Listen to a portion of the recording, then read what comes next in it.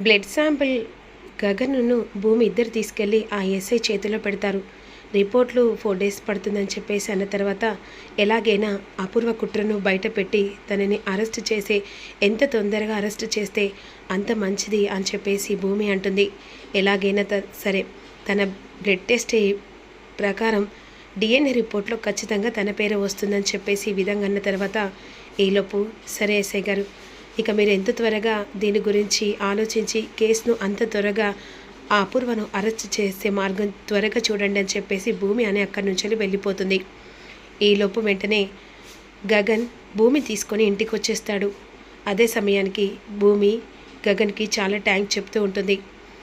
ఇక ఇదంతా తెలుసుకున్న తర్వాత పూరి గగన్ భూమి ఒకే రూములో ఉండడం చూసి, ఏంటి మళ్ళీ మా ఇంటికి ఎందుకు వచ్చావు, ఏ అధికారంతో వచ్చావు అని చెప్పేసి నిలదీస్తూ ఉంటుంది. అప్పుడు వెంటనే శారద, ఏం మాట్లాడుతున్నావే, తను ఇంటి కోడలు, అలా నేను నిలదీసే అధికారం నీకు లేదు. ఏంటమ్మా ఏం మాట్లాడుతున్నావు, ఇంకా 2-3 రోజులు అయితే ఇక తార మన ఇంటి కోడలు కాబోతుంది. అలాంటి తార గురించి ఆలోచించకుండా అన్యాయం చేసిన భూమి గురించి తెగ ఆలోచిస్తున్నావేంటమ్మా, అసలు నీ పద్ధతి ఏం నచ్చట్లేదు. ఏంటి ఏంటి పూరి పద్ధతులు, పెద్దదాని మాటలు పెద్దగానే మాట్లాడుతున్నావు కదా. అమ్మ మహాతల్లి, నువ్వు చేసిన అవమానం, ఇక మేము ఇలా బ్రతికున్నామంటే కారణం మా అన్నయ్య. మా అన్నయ్య వల్లనే ఈరోజు నేను బ్రతికున్నాను. ధృవతో నా పెళ్లి చేస్తా అన్నాడు, కానీ తారమెల్లో మా అన్నయ్య తాళి కడితేనే పెళ్లి జరుగుతుంది. అది పగటి కలను. నీ పెళ్ళి నేను కాదనట్లేదు, నీ పెళ్ళికి నేను అడ్డుపడా, కానీ బావ నా సొంతం, నేను బావకు మాత్రమే సొంతం. ఒకరికొకరం అనుకొని భూమి మీద మేము పడ్డాం. అలాంటప్పుడు మమ్మల్ని ఎవ్వరు విడదీసే అధికారం లేదు, అవునా? అలా అనుకుంటే నువ్వు అనుకుంటే సరిపోతుందా? మా అన్నయ్య ఇప్పటికిప్పుడు అంటే నీకు విడాకులు నీ మొహాన విసిరి కొట్టి తారామెల్లో తాళి కడతారు, అవునా? సరే నీ మాటకే వదిలేస్తున్నాను. బావ ఇప్పటికిప్పుడు తారామెల్లో తాళి కట్టని, బావ మనసులో నేనున్నానో లేదో తెలుస్తుంది. అలా అంటావా? సరే నేను ఇప్పుడే వెళ్ళి వాళ్ళకి చెప్పి ముహూర్తాలు పెట్టుకోమని చెప్పేస్తాను. ఏంటి ఏం మాట్లాడుతున్నావు పూరి, అసలు నీ మాటకు అర్థం ఉందా అని శారద అంటుంది. నీ కొడుదే కదమ్మా ఛాలెంజ్ చేస్తుంది, అలాంటప్పుడు భయపడేందుకు? ఎందుకు నీ కొడలు శాశ్వతంగా ఇంటిని దూరం అవుతుందని కంగారు పడుతున్నావా? కంగారు అవసరం లేదు పూరి, కానీ నా బావ నాకు మాత్రమే సొంతం. అది తార కలలాగే కరిగిపోతుంది. భార్యాభర్తల మధ్యలో వచ్చి నా భర్త కావాలని చెప్పేసి అనడం ఎంత మట్టుకు కరెక్టో నువ్వు చెప్పు. నువ్వు చేసిన అన్యాయానికి ఇది సరైన గుణపాఠం అనుకుంటున్నా భూమి, కానీ నిన్ను వదిలిపెట్టను. నేను ధృవను పెళ్లి చేసుకోకుంటే ఖచ్చితంగా నా చావు మాత్రమే చూస్తావు, దానికి కారణం నువ్వే అని కూడా రాసి పెడతాను అని అక్కడి నుంచి వెళ్ళిపోతుంది. ఈలోపు ఈ విషయం ఇలా చూస్తూ ఊరుకోలేను. ఇక ఇంటి దాకా వచ్చింది, ఏకంగా అన్నీ రూమ్ దోకి వచ్చింది. వద్దు, ఎలా అయినా సరే ఖచ్చితంగా విడాకులు వచ్చి ఇక నిశ్చితార్థం పెట్టుకునేదాకా వదిలిపెట్టను అని చెప్పేసి పూరి ఎవరికి చెప్పకుండా డైరెక్ట్గా ఇంటికి వెళ్తుంది ధృవ ఇంటికి.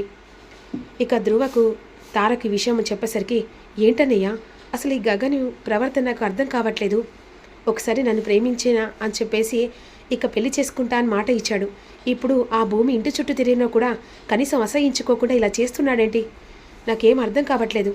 సరే ఒక్క నిమిషం అమ్మా అని చెప్పేసి వెంటనే డైరెక్ట్గా నార్మల్ కాల్ చేస్తూ ఉంటాడు. చెప్పండి బావా, ఎక్కడున్నారు గగన్ గారు? నా బావా కాస్త పని ఉంటే బయటికి వచ్చి ఇప్పుడే ఇంటికి వెళ్తున్నాను. అవునా, నీ పక్కన ఎవరు లేరా?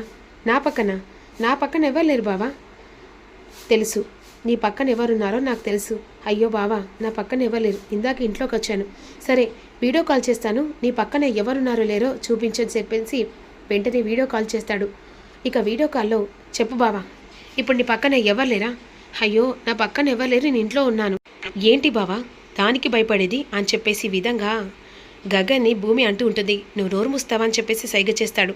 నువ్వు ఇలా కాదు బావ అని చెప్పేసి వెంటనే ఆ ఫోన్ లాగేసుకొని వీడియో కాల్లో, అవును ఇప్పుడు నేను నా బావతో కలిసి నా రూమ్లో ఉన్నాను, అయితే ఏం చేస్తారు, నా భర్తతో కలిసి ఉన్నాను కానీ వేరే వాళ్ళతో కాదు కదా అని చెప్పేసి భూమి కోపంగా అంటూ ఉంటుంది.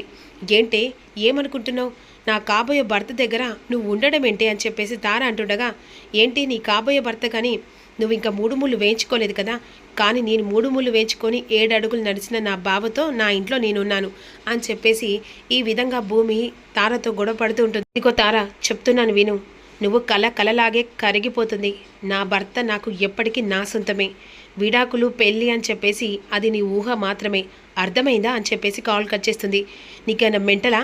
నువ్వెందుకు వీడియో కాల్ ఇలా మాట్లాడవు? ఏంటి బావా, ఏంటి అని చెప్పేసి కోపంగా అంటుంది. ఆ మాటలు విని తార, అసలు గగన్ నాకు దక్కడని ఆలోచన చేస్తుంటేనే నాకు భయం వేస్తుంది. అసలు నాకు ఈ లైఫే వద్దు, నేను వెంటనే చచ్చిపోతా, గగన్ లేని జీవితం నాకు అవసరమే లేదని చెప్పేసి వెంటనే లోపలికెళ్ళి ఇక కిరోసిన్ డబ్బా తీసుకొని వస్తుంది. వెంటనే షాక్ అయిపోతాడు గగన్. ఇక డబ్బా తీసుకొని వచ్చి, పెట్రోల్ డబ్బా తీసుకొని వచ్చి, గగన్ గారు, అసలు మీరు లేని లైఫ్ నాకు వద్దు, నేను ఇప్పుడే చచ్చిపోతాను.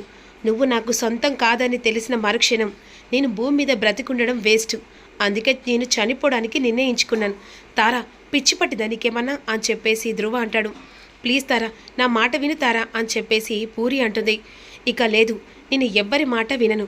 గగన్ నాకు దక్కని మరుక్షణం నేను బ్రతికుండడం కూడా వేస్టే కదా, అందుకే నేను చనిపోతున్నాను, చనిపోవడానికి సిద్ధంగా ఉన్నాను. నాకు దక్కని వస్తువు, మనిషి ఏదైనా సరే నేను మాత్రం సహించలేను, భరించలేను. అలాంటి నేను గగన్ని ఇష్టపడ్డాను, ప్రేమించాను. ఇప్పుడు ఆ భూమి ఏకంగా నాకు సవాలు విసిరినట్టు మాట్లాడుతుంది. అలాంటప్పుడు నేను బ్రతికుండి ఏం లాభం అని చెప్పేసి ఈ విధంగా అంటుండగా, తారా నేను చెప్పేది విను, పిచ్చి పిచ్చి ఆలోచన చేయకు అని చెప్పేసి గగన్ అంటుండగా, చావని బావా, దరిద్రం పోతుంది అని చెప్పేసి భూమి అంటుంది. అలా తార పెట్రోల్ పోసుకుంటుండగా వెంటనే తార చేతిలో నుంచెలి ధ్రువ ఆ పెట్రోల్ డబ్బా తీసుకొని మీద పోసుకుంటూ ఉంటాడు. బావా ప్లీజ్ బావా, అర్థం చేసుకో. నా చెల్లి విన్న కూడా నేను వినను బావా, నా చెల్లికి లేని జీవితం నాకెందుకు? నువ్వు మాట ఇచ్చావు, మాట వెనక్కు తీసుకున్నట్టుగా అనిపిస్తుంది. అందుకే నా చెల్లి కంటే ముందు నేను చస్తాననుకుంటున్నా. నేను చస్తానని చెప్పేసి అనుకున్నా, నా చెల్లి మాత్రం ఆగదు బావా అని ఈ విధంగా అంటుండగా, ప్లీజ్ బావా అర్థం చేసుకో అన్నయ్య, ఇప్పటికైనా ఒప్పుకో అన్నయ్య. ఇప్పుడు నాకు ధ్రువ లేకుంటే నేను బ్రతకలేను, ఇక తార నువ్వు లేకుంటే బ్రతకలేనంటుంది అన్నయ్య. ఎందుకన్నయ్య ఇలా చేస్తున్నావు అని చెప్పేసి పూరి అంటూ ఉంటుంది. బావా ప్లీజ్ బావా, స్టాప్ ఇట్, నన్ను అర్థం చేసుకో. ఒక్కసారి నువ్వు తారకివ్వు, చెప్పు, నువ్వు చెప్పినట్టే వింటాను, నువ్వు ఏది చెప్తే అది ఓకేనా అని చెప్పేసి గగన్ అంటాడు. అయితే నేను చెప్పినట్టే వింటా అన్నావు కదా, రేపే మన ఎంగేజ్మెంట్ జరిగిపోవాలి, డైరెక్ట్ ముహూర్తాలే పెళ్లి పీటల మీద కూర్చోవాలి, అంతే. నేను కాదు కుదరదు అని చెప్పేసి అంటే మరుక్షణం నేను అక్కడే చావడానికైనా సిద్ధమే అని చెప్పేసేసరికి వెంటనే కాల్ కట్ చేస్తాడు. ఇక భూమి బోరున ఏడుస్తూ ఉంటుంది.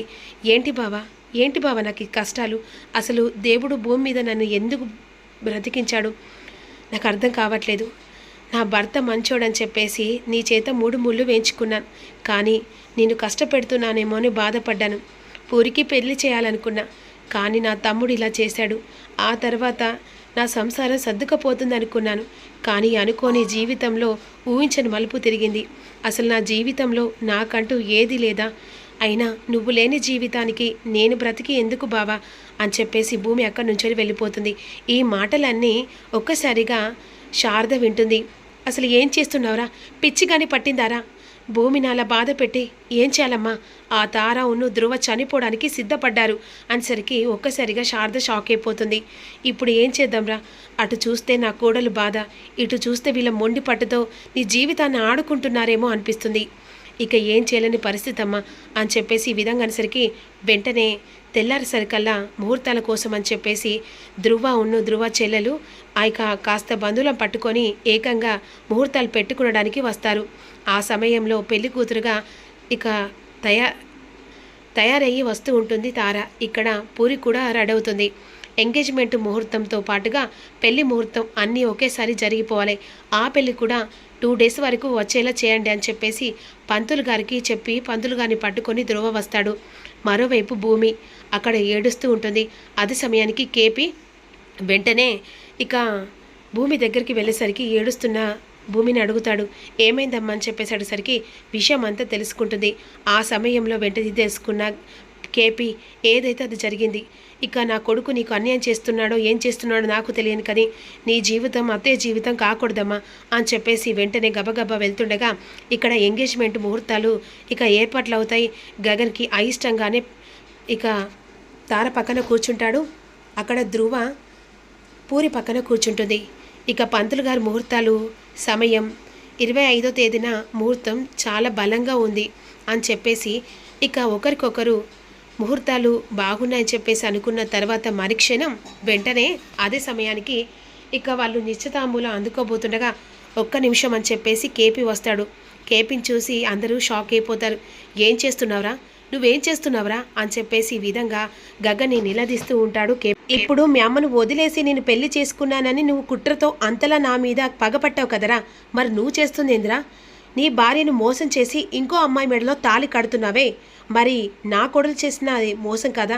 నేను తెలిసి తెలియకనో అది నాకు ఇక ప్రాణాపాయానికో లేకపోతే అసలు ఆ రోజు ఏమైందో నీకు నాకు తెలియదు, కానీ ఆ బాధ ఏంటో నాకు తెలుసు. నేను శారదకు అన్యాయం చేశాను, కానీ నువ్వు అన్నీ తెలిసి ఇక నువ్వు ఇలా బాధ పెట్టడం కరెక్ట్గా అనిపిస్తుందారా అని చెప్పేసి గగన్ని నిలదీస్తుండగా అసలు నీకేమవసరమని మాట్లాడుతున్నారు, అసలు మీకు మాట్లాడే అధికారం రైట్స్ లేవు అని చెప్పేసి ఈ విధంగా తార కేపీని ఎదిరిస్తుంటుంది.